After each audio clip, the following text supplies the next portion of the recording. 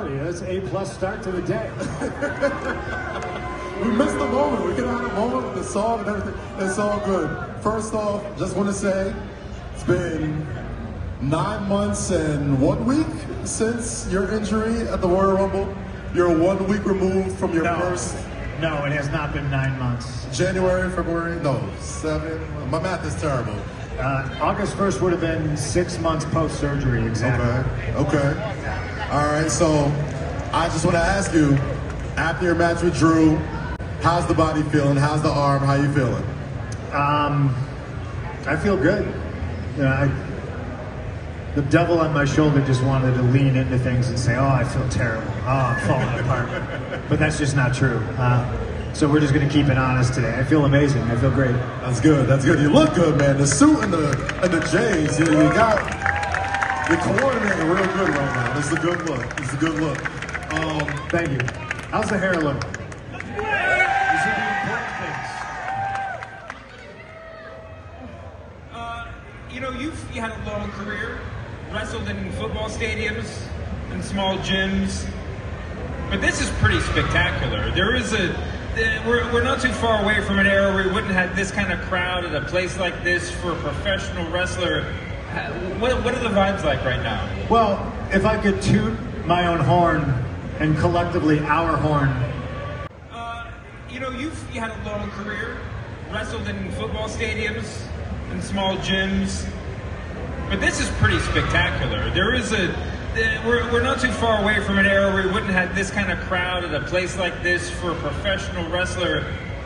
What are the vibes like right now? Well, if I could toot my own horn and collectively our horn, Cody, Jade, Rhea, we are the ones who sold out on our appearances, our signings, and our pictures, and that's because the WWE fans.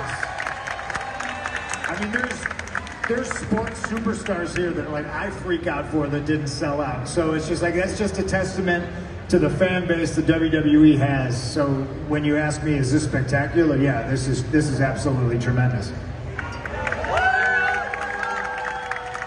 Punk, it's suffice to say, it's been a good time to be a wrestling fan recently. And in addition to that, it just seems like business is booming when you're in it, right? Like when it comes to any sort of wrestling, whether you're involved in any part of it, it booms wherever you go, wherever company you're at.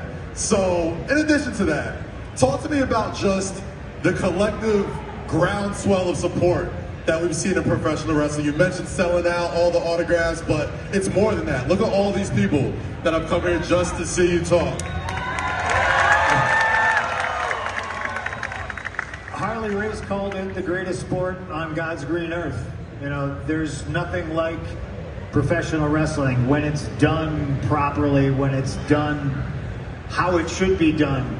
And I think all the fans here will agree. That's why WWE's hot right now. It's exciting. It's a little bit down to earth. It's gritty. There's people you see on television that you see yourself in. And I think that's why I've always had that connection with the fans, as people can see themselves in me. Talk a little bit more about that, because during your first run with WWE, you were an underdog by any definition, right? I mean, you were a guy that the fans pushed to the top with their connection to you. And now you've come back and you walk in the door the biggest star, one of the biggest stars in the company, I would say the biggest star. Is the connection still the same? Do you think the fans look at you the same way? If anything, the connection's just greater because I have that currency with the audience because, as you say, I have had a long career. So when there's a history there and you are absent for 7 years, 10 years, that fondness grows. They can't miss me unless I go away. And I went away, but being back and having such a supporting cast is the wrong thing to say. I'm grateful because of the embarrassment of riches that I'm surrounded with. I don't think a roster has ever been as strong as it is. Cody's killing it. Like I said, Jade's killing it. Rhea, Damian Priest coming into his own. Finn Balor, obviously. Dominic. I'm going to get in trouble for forgetting to mention some certain people, but I just think all aspects, instead of there just being one story or one person you're tuning in to see, it really feels like the main event is super crowded, you know, and there's so many segments on every single television show that you're excited to wait and watch to see what happens.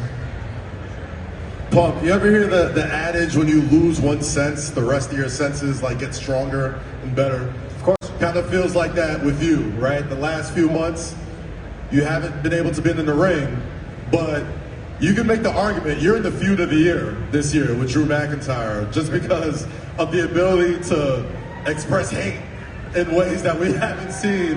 Yes, clap it up for that feud. Three cheers for hate, everybody. Hate is a great motivator, I promise you. But you know, just to you know, be a little bit more forthcoming.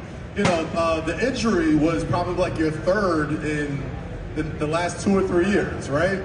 Was there ever a moment during that recovery that you were just thinking, like, you know what, like, getting a little long in the tooth, it's another injury, another rehab, another return, all this other stuff? Did any doubt ever seep into your mind about maybe I need to hold back just a little bit? No, because, I mean, while it did get dark, I only let that happen for about 8 minutes and then I move on, because you can't stay there. You can have doubts, but you can only have them for a short amount of time.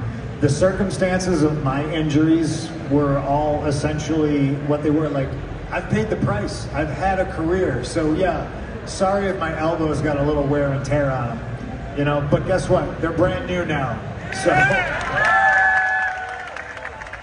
So we're ready to go. I think an athlete in any sport at any level knows that this is just the price you pay. You know, I have paid that price. I will continue to pay that price until the wheels fall off. Before your return, obviously you came back, you went to AEW for a while, then you came to WWE, but in that 7 years away, I know you were training for MMA fighting for a while, but you also did backstage over at Fox Sports. You did a TV show, Heels, which I'm personally a big fan of. Big sports for Heels. Yeah. Coming back to Netflix very soon. Yeah. Thank you. You can say it too. How did backstage and Heels, or one of the two, affect your drive to get back in the ring, if at all? You specifically talking about the Fox show? Yeah. Yeah. So the Fox show happened because Fox wanted me as an analyst, and I figured that could have been a fun thing to do. And I remember having the meeting with the executives, and I said, if this is a Trojan horse to try to get me to come back to the WWE, I don't want anything to do with it, because I didn't want it to come from a place of subterfuge. You know, I was pitched the show, nope, you're gonna work for Fox, you're doing this show, and my good friend Renee really sold me on it. And that's why I agreed to do it. There was never any kind of trying to get back there. That is a completely separate thing. What about Heels? Getting back in the ring, actually like doing playing a character? Did your brain start turning at that point? Like, there's something I really want to do here? I think it'd be hard for me to say that it didn't kind of get that itch to grow, like getting in a ring, physically wrestling Stephen Amell on the show. And just being in a ring again. I mean, it had to be the first time I ran the ropes or took bumps in I don't know how long. And I had like a stunt guy that essentially was just standing there, and I felt bad because I was like taking all the bumps and doing everything. And but yeah, I think that probably helped kind of maybe germinate the idea of wrestling again. Punk, a lot of people have moments where they came back to wrestling, and for several people, myself included, it was when you sat cross legs at the top of the entrance ramp with John Cena laying on the floor. And you cut a promo which would be able to be called the pipe bomb. And to me, it felt like a wrestling revolution. And years later, we still see the remnants of that. The things that you talked about then are things that happen now. Looking back at it, a little bit older, a little bit wiser, is there any part of that promo that makes you cringe even just a little bit? Like, everything there came to pass, but if there's anything there during that promo that you're like, man, I wish I didn't say that, or I wish I would have got that off during that promo? No, I think that's one of the greatest moments of my career, and I still think, because it's so talked about, and a lot of people get it wrong. You know, a lot of people think I was just, I don't know. I don't want to get into it. No, I don't think I wish I did anything different that day. Like, I think that was a true moment in time. Just to follow up on that, I think a big part of that promo, why it connected so much, is because fans that were, for lack of a better term, probably tired of the current product, were just like, for a moment, we're like, man, it would be really nice if a guy like that had a lot more influence in this industry. And I can't front, seeing you be around NXT talent, be around young talent, be around people that want to learn from you and get the wisdom from you, you got a different look in your eye than it is when you're in the ring. It's a different sort of enjoyment, and I can see that. Ultimately, is that what makes you the happiest? Like, passing on that knowledge of the game that you accumulated over these decades? Look, I think we've done a great disservice to ourselves in pro wrestling because we have essentially shut off our own talent pipeline. Now, are you a basketball fan? Big basketball fan. Basketball. So imagine if all the college programs for basketball one day were gone. You know, in 4 years, who's the NBA going to get? And then 8 years after that, and then 12 years after that, and so on and so forth. And eventually, you're just going to be hiring people that play street ball because there's no programs in place to, you know, teach fundamentals, or there's no programs for young college athletes to go through. You know, we had territories, multiple territories in at least 50 states. And guys would learn in the car, going to the next town, what to do, what not to do. They wrestled every day, twice on Sunday, and you didn't see it. I feel bad for the kids at NXT because they're on national television. So everybody sees from the ground floor. They see them make mistakes. They see them screw up. I just kind of want to be there and available to help them through that. This is a brave new world, you know. I came from a place that doesn't really exist anymore.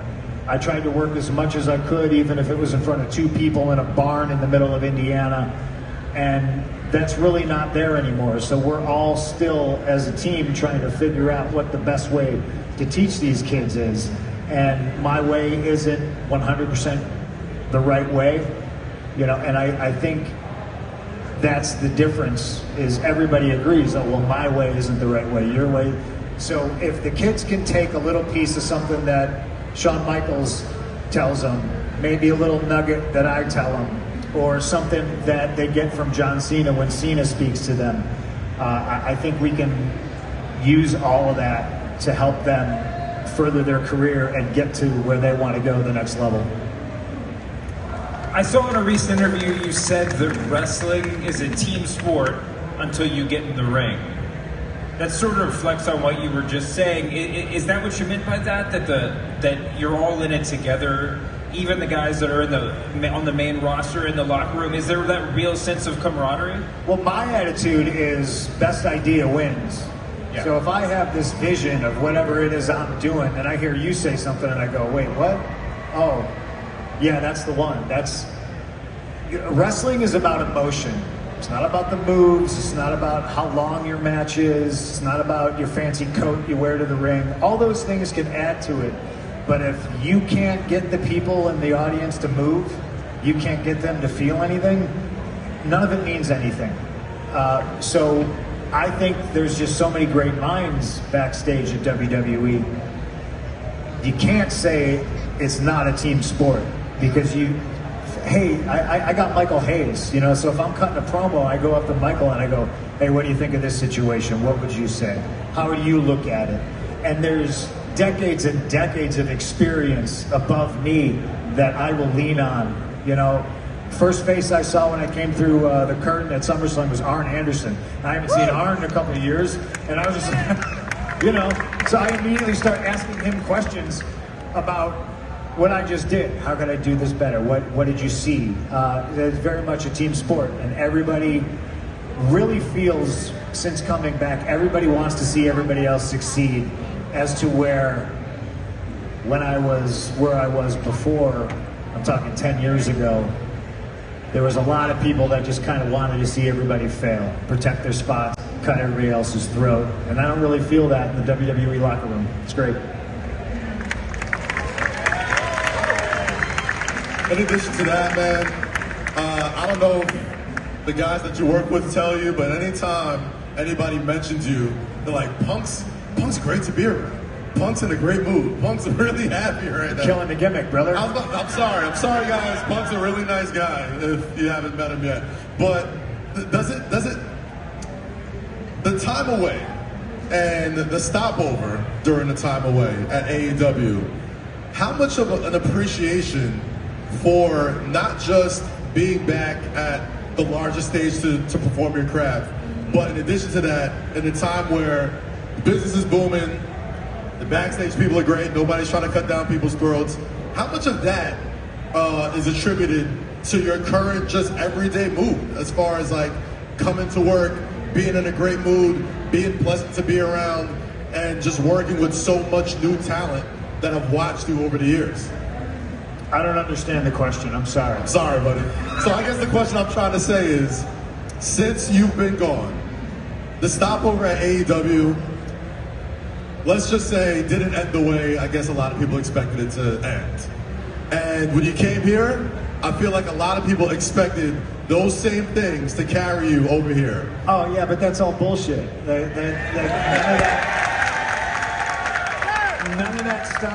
None of that stuff is reality. He's a cancer. And listen, not everybody gets nice to me, but I treat you accordingly. If you're a piece of shit and you act that way to me, I will treat you that way. If you're nice, you're smiling, you want to have a good time, let's have a good time. I'm all hugs. But no, and it's not like I'm two different people. There's just certain people, the ones that spread those lies, the ones that say those things about me, is because they can't control me, they can't control the things I do and I say, and they absolutely hate that, so they try to control the way other people feel or see me. And it's bullshit. You're going to have to make your own judgment, you're going to have to draw your own conclusion.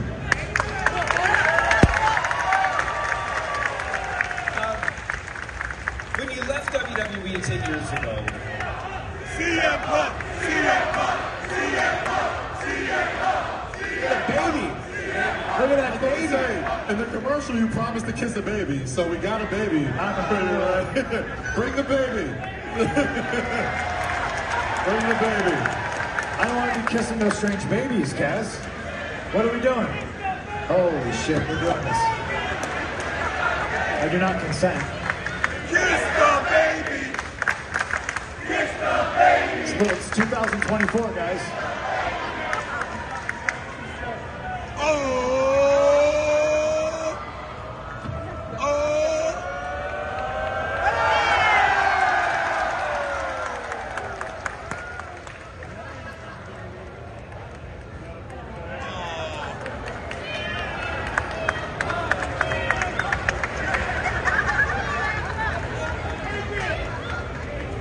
You're welcome. what's that? Good job, baby. It's a nice looking baby. You're a man of your word, I'll give you that. All right, the baby's over. When you left 10 years ago, you said you were burnt out.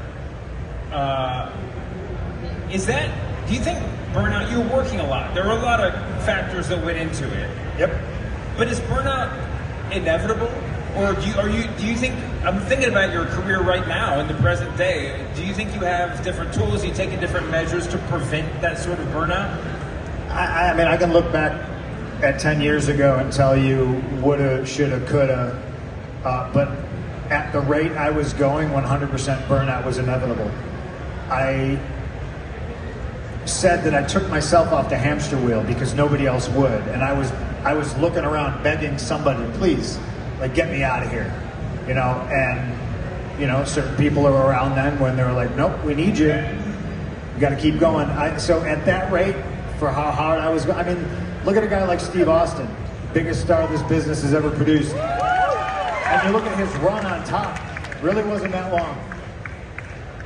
I'm sure we can all look at that and say, well, gosh, why was it so short?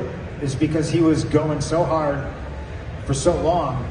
When he finally got to the top, I do think in that way burnout is inevitable. What I think is now in place is a system and management that understands that, and the talent again is so rich that if Cody needs a show off, he can take that day off. If I need a day off, I can take that day off.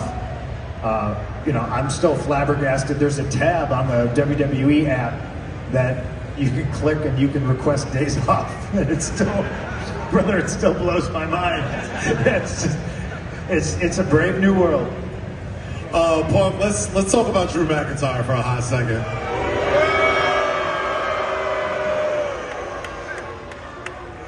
In this business, it always takes two to tango.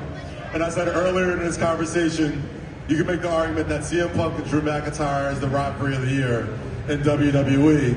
And given all the messed up things that he's done and said to you, as a talent, I'm going to challenge you to say one nice thing about Drew McIntyre.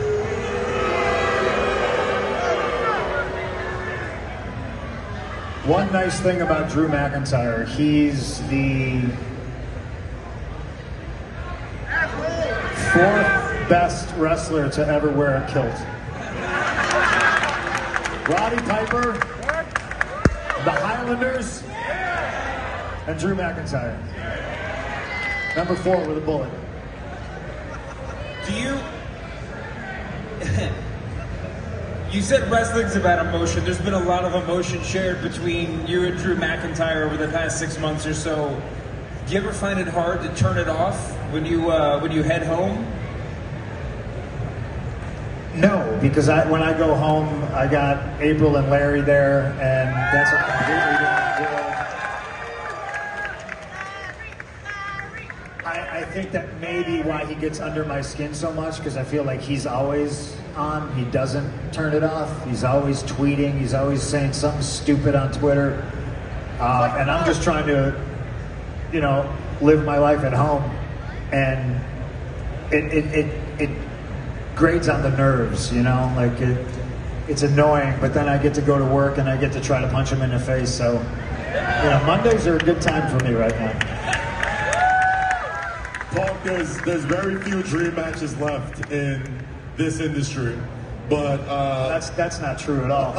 I'm getting there. So many. I'm getting there. I'm gonna work my way into it. My boy Adrian just interviewed Stone Cold Steve Austin last week. Said they tried to get him in Philly, but he lives in Nevada. WrestleMania is in Vegas this year. Who's the phone call you gotta make, Punk? We want that match.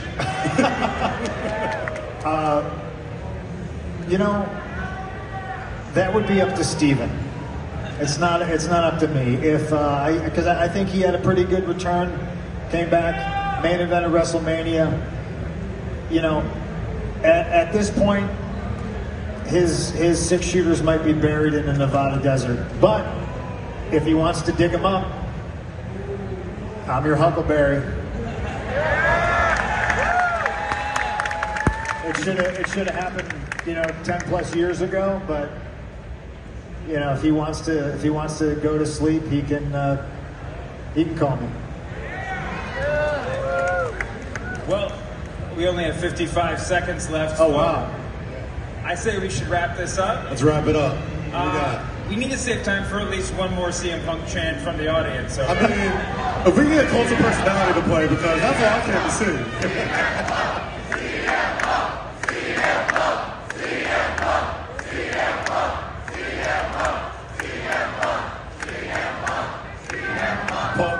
My very, very last question is, when this is all said, and I'm not saying it's anytime soon, but you've had some time to be away from it, eventually there's going to come one day where you got to permanently walk away from it. What is the one thing you want people to remember about your career, in the ring, and out of the ring that will follow you long after you're done lacing up your boots. Took no shit, punched above his weight, better than the best. Ladies and gentlemen, the best in the world, CM